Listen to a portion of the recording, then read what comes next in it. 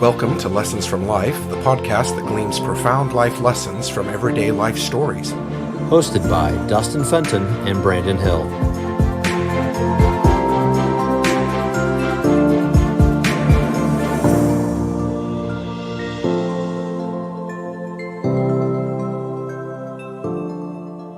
Hello, listeners. Thanks for joining us again for another episode. We're excited to be here. We've got a special guest with us. Before we're done with that, Brandon, how are you doing? You're in a new location. Yeah, I'm doing well. I've moved to Oklahoma, and it's exciting to be here, and hopefully we'll learn some new stories from this part of the country as well. That's great. Well, today we've got Brett Lyle. Brett and I met a little bit kind of randomly through the power of LinkedIn. I saw a video she had posted there where she was just offering to help somebody do some update in their resume and their career and just really trying to be helpful. I thought, wow, that is just even a great story right there. And she kind of drew some lessons out of it. And I reached out to her blindly. I didn't know Brett before that.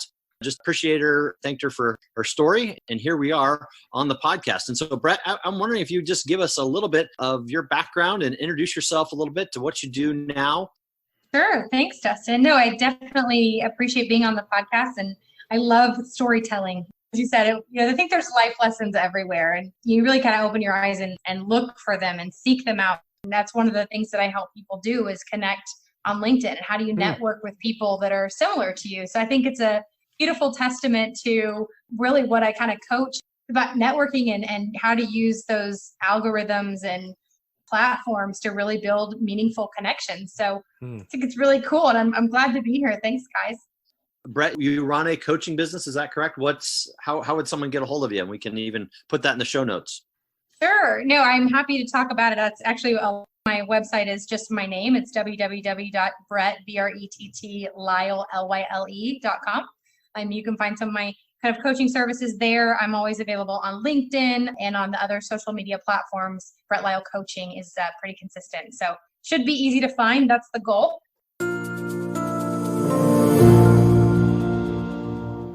So maybe just jump right in and tell us a story tonight. Sure. Just my experience is in healthcare, so specifically in EMS, pre-hospital. I'm born and raised in Texas, went to Texas A&M, have to plug that, Giga Maggie's whoop. So I was a communication major and an English minor and knew I wanted to be in some version of sales, and graduated college in 2009. And so they, Forbes had come out and said it was the worst year to graduate since the Depression.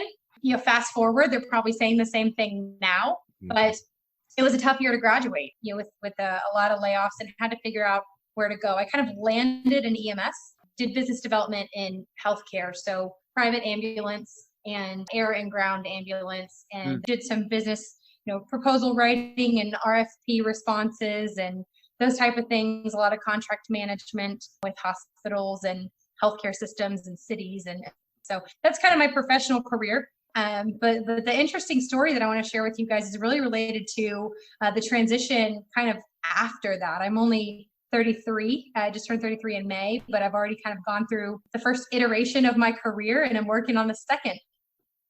Brett 2.0, what's that look like? Yeah, great question. So really it was kind of a hard, what am I going to do with my life at 30? And had a really unique opportunity to redefine that. I think like a lot of people, I didn't know what that looked like, and it was scary. And at first, you go through every emotion, right? When you're going through a career transition, from scared to excited, afraid, and then you get a little bit of anxious, and then you get really comfortable and all that. And so the interesting, I guess, if there was a story to share, was I had a year-long non-compete, trying to figure out what I wanted to do with my life. I uprooted and moved to the beach, was, working retail jobs and protecting my time, frankly, while I figured out what my next step was. And in that, had made a network connection with a friend at a technology company, which was way outside of the experience I had done. Got an interview, went on this interview process, and I think I gave all the background, and the story is very short, but it came down to been about a year I'd been out of healthcare, out of corporate America, working kind of retail jobs and doing a little bit of coaching. Decided I wanted to write a book. So I'd started laying the foundation for what that was going to look like. I was doing a ton of things, super excited about all of it.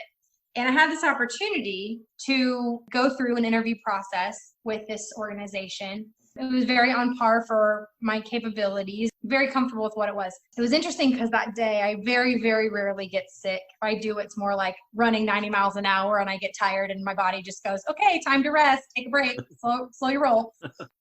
I was physically sick, right? I had to go to this interview and it was up in the Northeast. I'm from the South, so I had to fly up the night before. It was snowing, which was foreign to me. Mm-hmm. I've lived in Texas and Florida and Arizona. I don't do snow.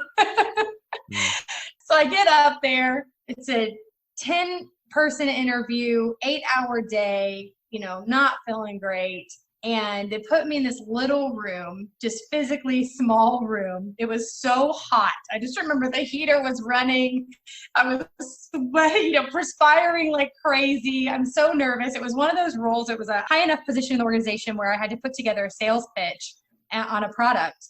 And again, mind you, I don't know this industry very well. So it was already a challenge to begin with. I wasn't feeling well. I didn't know who I was pitching to. Anyway, it was a very stressful interview. But I got through this interview and I was doing my pitch and it was 2 people, which I will argue is more stressful than if it were 10. Right.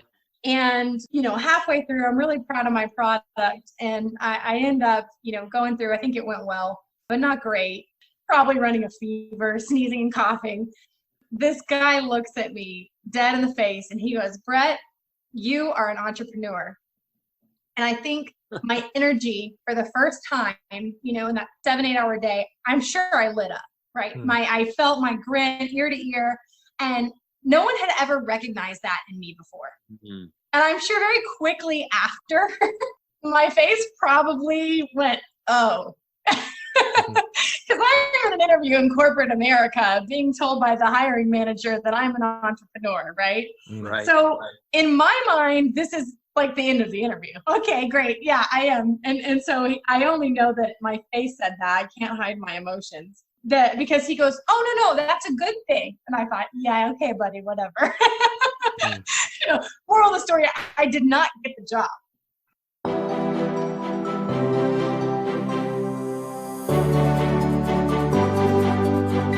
Wow. How do you turn around from what seemed to be a failed interview and go from there? You know what? I think failure is our biggest opportunity to learn. It was, in one hand, if you look at it from a very high level, as you said, it was a failed interview, right? I didn't get the job.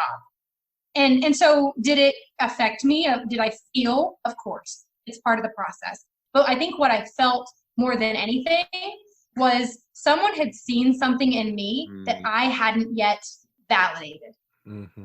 What I took from that is sometimes we get in our own way. And more often than not, people see things in us that we don't always see. And so hearing this man tell me that I'm an entrepreneur, and he knew me from nobody, he'd known me for 20 minutes, to see that in me lit a fire in me. Because I am an entrepreneur, and anything that I'm going to do from here on out is going to be based on that spirit, because I wasn't pitching that. Right? I wasn't flaunting. I didn't say a word to that man about all these other things. I didn't mention my coaching. I didn't mention my book. I didn't mention, any of these other things that I've been doing, these other ventures or things that I'm excited about. And he still saw it, because the lesson is really people will see things in you even if you don't see it in yourself. And I just think that's an incredible thing. So it really was a huge turning point for my career, because you can't hide from that passion. And that passion is what fuels me as a coach. And that's what I coach people on now, because I went through that experience to be able to help other people find that thing that sets the fire in them, that thing that makes them grin from ear to ear and light the room up even when they're running a fever in a stressful, intense situation. What's that thing that makes them light up and spark them? And that's where I'm passionate. And so I think sharing that story and sharing that experience is about showing other people and helping other people find that in themselves.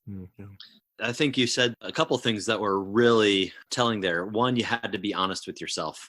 And you couldn't, obviously you had to be honest with yourself that it was disappointing, that it was an interview, you tried real hard to get it, But the other side of that coin, as you said, was that you had to be honest with yourself that this is who you are. This is what sparked, this is what lit you up in that way. I like that. And then the fact that sometimes we get in our own way from doing that is just a really unique observation. In coaching, you oftentimes use a reference of like, wow, that's, it's like somebody reading my label, right? Is how a coachee feels. And that's what that guy did to you. He felt like you felt like he was reading, you're like a jelly jar or whatever. Yes. And he's like, you know what? This jar is full of entrepreneur, not a salesperson or whatever you were trying to interview for. So the fact that, anyone can speak that into you if you're really lighting that up and showing that is pretty good observation.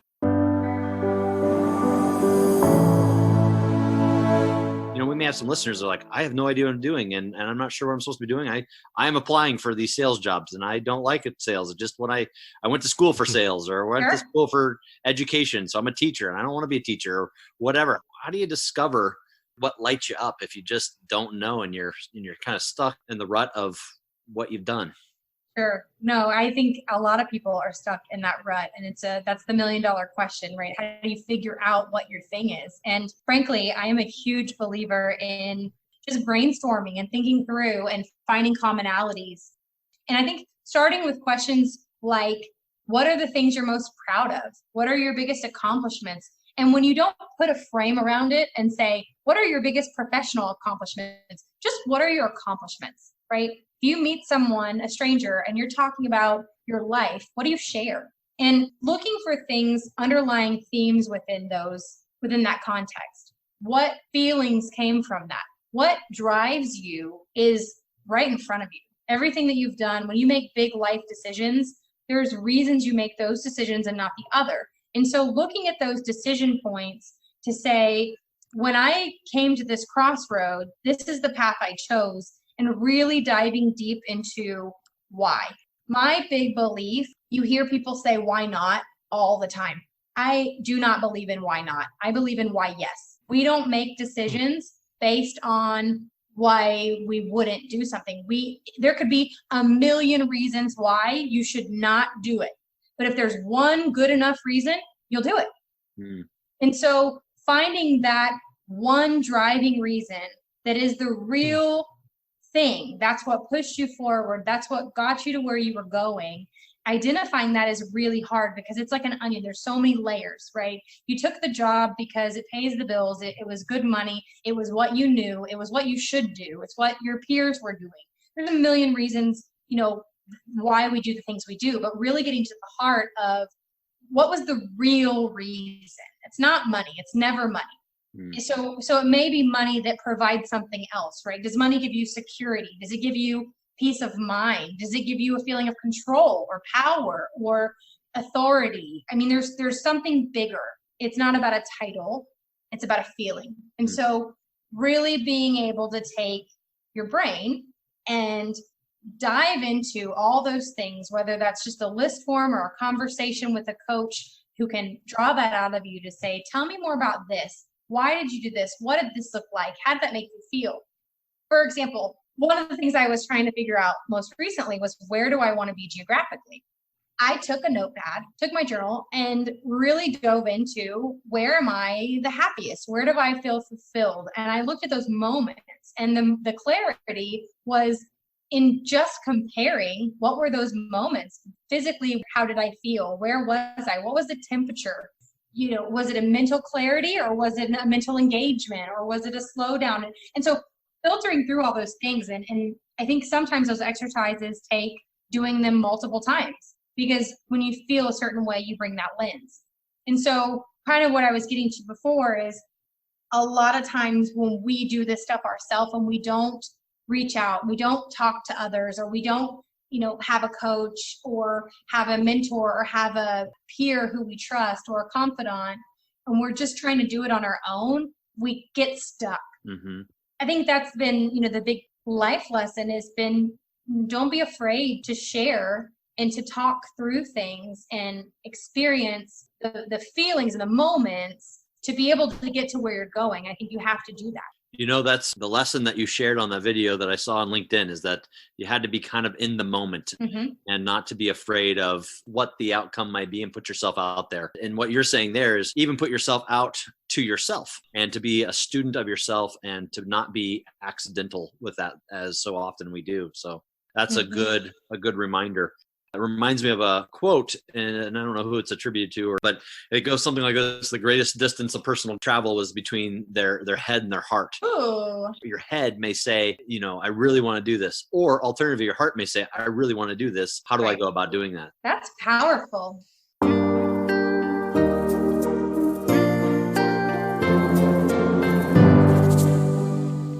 Things look and feel differently based on where we are in our life and times. And again, so what I come to thinking this is the thing that's going to make me feel fulfilled and successful is going to look differently, sometimes even from today to tomorrow.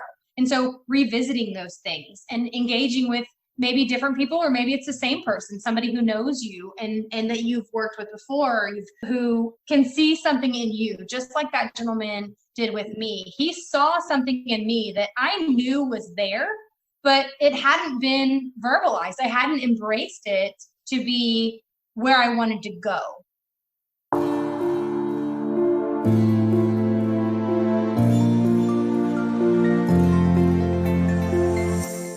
If there's a piece of advice that I would offer, it's to give yourself some grace and allow yourself to evolve based on the world around you, the things that happen. Sometimes things happen that change us, and that's okay. Yeah, Brett, I've had several times in my life when people have said things to me that I haven't forgotten. Some of them as long as 30 years ago, and some of them just within the last few months. And I thought, oh man, I needed to hear that. I want to challenge us too, though, is I've had several instances where I've said to myself, I really need to say something to that person.